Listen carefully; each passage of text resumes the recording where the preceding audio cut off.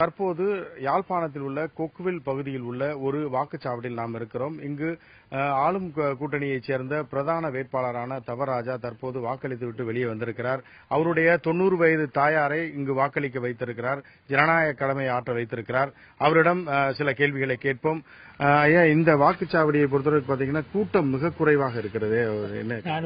நான் வேட்பாளர் என்ற முறையில் எனக்கு அதிகாரம் இருக்கின்றது, எத்தனை பேர் வாக்களித்திருக்கின்றார்கள் என்று பார்க்கிறதுக்கு அந்த அடிப்படையில் நான் இங்க தலைமை அதிகாரியுடன் கருத்ததற்கு 50% மேற்பட்டோர் வாக்களித்திருக்கின்றார்கள். அதாலாம் சனம் இல்லாமல் இருக்கின்றது. காலையிலிருந்து 7 மணிக்கு வாக்குப்பதிவு ஆரம்பம். இதுவரை அவருடைய கணக்கின்படி 50% மேற்பட்டவர்கள் வாக்களித்திருக்கிறார்கள். இப்போ இந்த முற்பகல் வரை இதுவரை 50% வாக்களித்திருக்கிறார்கள். இங்கு உள்ள பழக்கம் எப்படி? இந்தியாவை பொறுத்தவரை பார்த்துட்டீங்கன்னா காலையில் வாக்குப்பதிவு அதிகமாக இருக்கும், பின்னர் மத்தியான நேரத்தில் கொஞ்சம் மந்தமாக இருக்கும், பின்னர் முடிகின்ற நேரத்தில் ஒரு பரபரப்பு காணப்படும். இங்கேயும் அப்படித்தான். அநேகமாக கூட பொம்பளைகள் காலையில வாக்களிப்பார்கள், இல்லாட்டி சமைச்சு போட்டு சாப்பாடு ஒழிச்சிட்டு பின்னேரம் வாக்களிப்பார்கள்.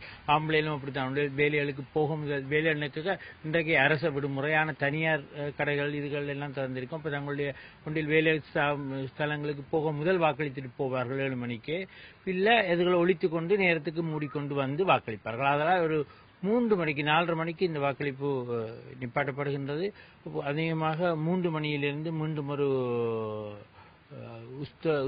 உத்வேக வாக்களிப்பை எதிர்பார்க்கலாம்னு நான் நினைக்கின்றேன். அதாவது பாத்தீங்கன்னா இப்போ கடந்த நாடாளுமன்ற தேர்தலில், அதாவது வடமாகாணத்தில் நடைபெற்ற நாடாளுமன்ற தேர்தலில் நடந்த வாக்குப்பதிவை விட தற்போது அதிகமாக வாக்குப்பதிவாகும் என்று நினைக்கிறீர்களா? நான் இதுவரை நான் பல